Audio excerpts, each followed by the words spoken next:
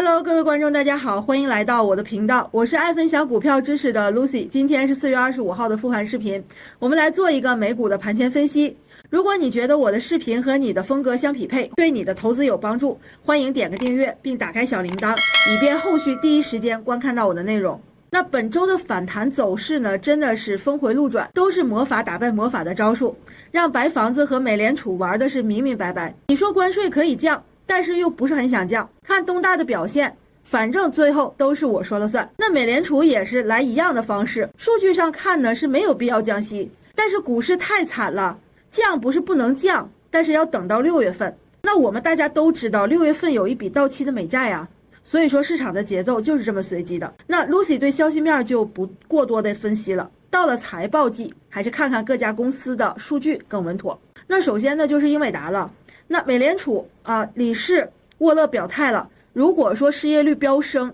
将支持这个降息。那市场呢也是提前压住了这个宽松的一个周期叠加英伟达 AI 芯片需求强劲，那股价顺势起飞。那盘后虽然大家还是在说这个 H20 产品计提了55亿美元的一个利空，但是日内的情绪完全被多头主导了。所以说你认为英伟达的 AI 算力霸主地位还能维持多久？把你的答案写在讨论区。那第二个呢，就是看一下苹果公司。苹果公司昨天顶着这个罚款的压力，逆势反弹了 1.84%。那究竟苹果公司是死猫跳还是真反转？首先呢，现在因为苹果之前的一个这个危机呢，出现了这种就是大幅的下跌，那么当下呢，现在是出现一个短期空头回补和大盘情绪的一个带动，但是它的基本面危机没有解除甚至有分析师看空目标价直接定在141元。那从现在的股价208潜在的跌幅能有 28%。那主要原因呢，其实有3个方面一个就是关税成本，第二个呢就是 AI 的一个落后了，包括第3个还有谷歌反垄断案的一个分润的一个风险。所以说苹果公司还目前为止呢是昨天涨幅最小的。那我们再来看一下特斯拉。那特斯拉 FSD 纯视觉方案呢获得了一个新的进展，那包括马斯克本人呢也回归到了一个公司的一个管理，但是一季度交付量暴跌 13%， 这是既成的事实。那中国新能源车企一个竞争压力还没有消除，所以技术面目前为止呢，特斯拉现在还处于一个熊市的一个区间。我们还是来一起看看股票的走势图吧。我们先来看一下这张图表呢，是英伟达的日线走势图。那目前为止呢，英伟达在本轮的一个反弹过程中呢，显得稍微弱势一些。那我们来看一下这个是昨天的一个走势。那么出现了一个阳线呢，反包了前一天的一根这个高开低走的阴线。那么就是因为整一个这个降息的一个预期，那么提前压住了。那我们看到呢，其实英伟达从技术上来讲它的一个这个收盘价呢，目前为止是收在了这一根黄色均线的一个上方微微站上了一点。但是在目前为止，我们可以看到它的一个参考标准呢，我们在与这一根大 K 线的一个参考标准来看的话，目前为止它还是有一段的一个距离。那么就是这个压力位前一轮的一个高点的压力位，目前为止还是有一段距离。所以说英伟达现在在目前反弹的一个过程中的话，相对其他的科技巨头就是出现了一个这个相对弱势，也是因为它的一个芯片的一个这个计提损失市场的多头的一个资金呢不愿意压住英伟达的一个反弹。那么这是其一。但是周一的时候呢， Lucy 在做视频的时候呢，其实有提到说在这个位置呢，如果出现反弹的话，那我是做了一个这个 call option。但是呢，是在星期三的时候出现了一个止盈它的开盘的时候我有翻了1倍之后呢就离场了。万没想到昨天又是出现了一个上涨。那么在这个过程中呢， Lucy 有看到一个比较异常的数据，给大家来看一下这个图表呢是英伟达的期权走势图。我们可以看到呢，这个上边的一个梯形报价呢是期权的一个合约。我们看到它 call 这边的一个这个合约的张数呢，其实未平仓数这里从它100元的这个行权价一直到它的107元的一个行权价的话，它在星期三的时候，不知道大家有没有关注到它的一个未平仓张数呢，是从 3.7 万张，每一档都是上万张的一个体量。所所以在这个过程中，当时107的一个这个价格合约是在0.5左右，所以说从这样的一个价格来看的话，那不免压住市场提前有资金去压住它的一个这个反弹。Lucy 呢是拿着101的这个合约呢，在4块钱的时候卖掉了。那后续的话，它在这个过程中又涨了50%的一个这个空间。那么下方的这些107，所以市场上通过这样的一个 option 可以判断出来它的一个反弹的高度，所以说就来到了106.43元。那么盘后的话呢 ，Lucy 看到了它的一个这个价格呢是来到了107，甚至是108。所以说现在通过 option 的一个这个反向的未平仓数的话，其实是可以看到一些这个机会的。这个是英伟达。那目前为止呢，现在英伟达它的一个这个反弹空间可能会有人问，那到底是去到多少？我们可以看一下呢，目前为止现在我们看到它的一个缺口的一个位置呢是在这里，前方有一个压力呢是在这个缺口的一个位置。今天如果说市场出现了一个盘后包括盘前的一个上涨的话，那它有可能会高开在这个地方，那么就会出现2种情况高开高走这样的一个走势。那么如果高开高走的话，向上走，那会遇到这个55日均线的一个压力，那么会出现与这个高位的一个位置呢出现一个这个压力的一个共振，那么这个是上行。但是我们知道上行是有条件的，那现在目前的一个消息的影响呢，对它的一个上行是没有任何帮助的。那我们再去看它，如果是在缺口处出现一个下行的话，那么在这个地方出现一个高开那么下行的话会出现一个高开低走的一个 K 线，那么它又回到了这一根20日均线的一个下方。那么如果是出现这样的一个选择的话，那我们说它昨天的这个突破就是假突破所以说英伟达的话，目前为止呢，在这个关键的一个点位的话，我们还是要去看市场的一个消息带给我们的一个动向。这一轮的一个反弹呢，目前也看到了它有反弹了，有接近4天的一个走势。所以在这个位置呢，目前我们知道，在这个整一个过程中呢，已经体会到了目前还是一个空头走势。所以说呢 ，Lucy 在这里还是要奉劝大家，我们要在压力位的时候，还是要进行一个减仓的就是这个压力位呢，还是要进行一个减仓。这个就是对英伟达的一个判断。我们再来看一下指标的一个情况。那5分钟的话呢，其实是早早的已经出现了一个卖出的一个信号了，这个是5分钟的。然后呢，我们去看一下30分钟也已经提前出现了这样的一个信号。所以说目前为止呢，它的一个上行的压力呢是压力重重。当然60分钟现在它遇到的是这个170日线的一个压力这是第一。我们看到它前面一到这个位置呢，就会出现回调，这里也是这里也是。所以这一次又来到了170日线，我们可以看一下它的一个这个上行的一个指标的话，目前还是在加速区。所以说现在呢，就是最后这一根 K 线呢，它出现一个阳线和一个阴线高开低走的一个概率呢，其实是55开的75开的。这个就是要去看资金的一个选择。那么这个就是英伟达，但不管怎么样，我们当下的一个仓位呢，最好控制在50%以下。这个是对英伟达的一个分析。再来看一下这张图表呢，是特斯拉的日线走势图。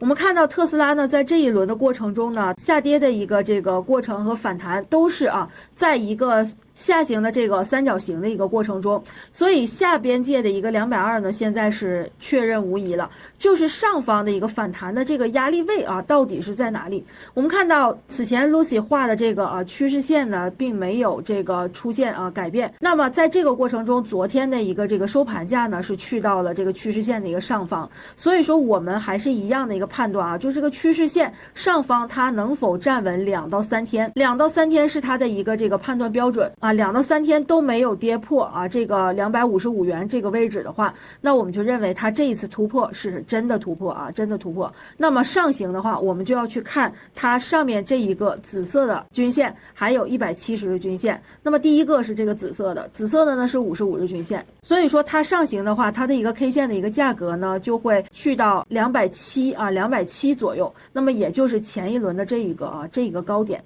啊，这个反弹的一个高点。所以目前为止呢，它还是在我们的一个三角形和它的这根大 K 线的一个防守区间内，那我们做好它的一个节奏的一个把握就可以了。那么越靠近压力位的话，越是卖出的一个标准。那至于说啊，日内的一个走势是什么样的呢？如果想跟踪的订阅粉丝朋友呢，那么 Lucy 本周给到大家的福利呢，就是体验内部的一个洞察的课程。那么这个课程呢是 Lucy 主讲的，那会结合当下的一个行情呢，通过更详细的方法，这个走势分析，还有行情的一个消息解读呢，包括预判。所以有想进一步学习的朋友啊，可以点击视频下方的链接，找到 Lucy 的助理，然后发送口令呢，口令是什么呢？就是洞察课程。那么课程的话呢，时间安排是每周的周二、周三周四香港时间下午5点钟开始。所以说有想学习的朋友，你就去视频下方的置顶链接里面找到 Lucy 的助理去领取。特斯拉呢，在这个过程中我们本周呢也是画出了它的一个这个走势。那目前为止，它确实在这个21日均线这个位置呢，与三角形的一个下行的一个上边界呢出现了一个共振。那现在呢，我们看到了，虽然昨天的一个阳线包掉了前一天周三的一个最高点，但是我们知道这一条是一个消息的一个刺激，不能作为市场资金真正的一个选择。所以我们要看一下这个市场资金到底是多方会战胜空方，还是说空方呢会反扑过来呢，去这个再出现一个阴线压倒多方。今天的一个这个盘面就非常关键了，这个是对特斯拉的一个分析。当然在这个过程中呢，我认为它突破的概率呢不是很大。为什么呢？我们来看一下就这个5分钟的一个这个参考的标准呢，它一直是在一个高位的一个震荡一直在高位震荡，也分别的呢出现了它的一个卖出的一个信号。这个是5分钟的，然后我们去看一下30分钟的呢，也会出现30分钟我们知道它会决定1到2天的一个走势，那么也会出现这样的一个信号。那60分钟的话，它也接近了一个高点的一个位置。所以说其实呢，结合到日线的话，我们看到它的一个这个走势的话，其实呢没有那么强势。所以目前为止呢，一根阳线呢还没有改变Lucy 的一个信念。我们再来看一下苹果公司苹果公司呢，在这个过程中呢，Lucy 是压住了它的一个这个欧盟的一个这个罚款当然我们看到消息对它的一个罚款呢，其实也就5亿欧元。从这个比例上来看的话呢，正常它的一个这个数字法案条款是10%的一个罚款，但是目前这一个数字呢才去到了0.1%所以说这个比例的话就能看出来，目前呢只是小试牛刀，真正的这个罚款或者说这一来二去的谈判呢还没有开始。所以说在这个过程中呢，苹果公司它还是会面临着这样的一个这个突如其来的一个罚单。那么昨天它的一个反包我们也看到它是走出了一个阳线，它也出现了一个反包的一个走势，但是呢是一个整体市场的一个情绪的一个上涨。所以说目前为止现在不能确定这个苹果公司它就一定能突破平台继续拉升这个是不确定的。所以现在呢，我们可以看到它前一轮的一个平台在这个位置，我刚刚画了一条线在这个地方，这一条就是我们之前讲过的撑压互换线，一个是这里是支撑然后这里是压力。所以呢，现在目前的股价已经非常接近于这个位置了，而且呢，它现在呢，其实在上行的过程中，那么现在两个中短期和短期的一个均线的话，现在会出现一个接近，但是能否形成金叉呢？我们还要去看股价的一个走势。这个是苹果公司，当然目前为止呢，我们看到它上行的一个空间呢是这一段的一个这个箱体震荡是一个强压区强压区。那么上一轮呢，是因为关税的一个反复出现了高开低走。今天的一个盘面上，现在也会有这样的一个担忧。目前 Lucy 还是对苹果公司的一个压力位看得比较重。那么在这个地方它的一个这个共振的点呢，就是这个55日均线55日均线。那么它进一步的下行的话，其实与这里是一个共振的一个位置。这个是苹果公司日线。那我们再从小级别的30分钟来看的话，实际上它早已出现了要下跌的一个迹象，就是这样的一个这个指标的一个暗示。所以到目前为止呢，从60分钟的话它现在也是微微的向上行的这个靠拢，但是空间呢会非常有限了。所以说苹果公司呢，在昨天的一个消息刺激下，如果不是下半场的一个美联储的消息的话，我想在这个地方已经出现了回调了。所以这个是苹果公司。那接下来的话，我们就去看它的一个压力位在哪里就好了。那最后呢，我们来去看一下纳指的一个走势。这一张图表呢是纳斯达克日线的走势图，我们可以清晰的看到啊，纳指是在这个几个权重股的作用下呢，出现了一个这个阳包阴的一个走势，非常强的一根阳线。但是它阳线的收盘价我们可以看到啊，非常整齐，过了这根 K 线和这根 K 线的一个共同的作用点，但是只过了一点点，所以这个里面呢，我们还是要去看一下它整体在这个前方的一个这是支撑嘛，这里会有很多一些这个套牢的资金，那么这个位置呢是出现了压力1次、2次、3次，但当然纳指呢，它这一轮的反弹还是挺强的它终于又回到了这个位置，所以说现在的纳指的话，它就是一步之遥，它就站上了前面的一个这个平台位，但是能不能站上去这个位置还是要画一个问号。当下我们现在还是一个空头走势还有很多的不确定性在里面，所以在这个地方呢 ，Lucy 暂且认为这个位置是已经到了压力已经到了压力，而且是过不去过不去。那么在这个地方我们可以看到呢，其实这一轮的一个反弹就是 MACD 也没有出现死叉的一个迹象，就是在这个地方虽然说它的一个下跌这个连续的一个跳空，但是呢，它在 MACD 的一个这个指数的分析上呢就没有出现死叉，这也是它这一轮反弹的一个这个助力。也就是说绿柱没有死叉的过程中还不断的变强，就是它的一个这个助力。那么我们知道，如果说空方想要在这个里面去赚钱的话，那一定会是指数是在高位的时候去空它，这样的话向下的空间才能这个吃到肉。如果说它不反弹的话，所有的人都在空方的一个区域的话，那它会没有利润可图。这个 Lucy 看到期权option 的一个这个导向，其实都是在看涨的那一边，就是在给这个指数呢出现一个这个高点的一个这个机会。那么接下来我们去看纳指的话，去看一下它在这个压力位到底是做空的人多还是做多的人多。那么做多人多的话，它就会向上突破，那如果说做空的人多的话，在这个位置过不去还是会出现一个下跌的。那这个就是纳指的一个技术分析。那目前为止呢，我们看到它的一个这个上行的一个成本线的一个压力呢是在这一组绿线当中，所以说它非常的接近。那此前我们讲过之前的一个行情中的话，这个位置曾经的2022年的一个这个下跌它会出现一轮下跌之后的一个反弹，接近这一组绿线之后又出现了一个下跌，所以目前为止呢，其实与这一段是比较相似的所以大家可以去看一下接下来的一个这个走势是什么样子的。所以目前为止呢，一根阳线改变信念对 Lucy 是毫无作用的，所以在这个地方呢，我还是以这个看空为主。当然呢，如果说日内的一些这个小的一个机会的话，大家还是要参考技术分析的一个指标来去操作。那这个就是纳指的一个走势。昨天纳指大涨呢，主要原因就是归功于美联储降息的一个预期升温，但是后续的行情呢，还是需要警惕两大风险。那第一个呢，就是关税的一个僵局。目前为止我们知道的是特朗普对华的一个分级关税呢方案落地了，是35%到100%之间。那么科技供应链的一个成本就会飙升。第二个方面呢，就是估值泡沫了。那 AI 概念股呢，短期是涨幅过大的。如果说公布的业绩不及预期的话，那剧烈的回调肯定是一定的。那盘后微软和 Meta 的一个财报的话，决定了纳指能否突破前高。咱们今天的分析就到这儿，下周见，拜拜。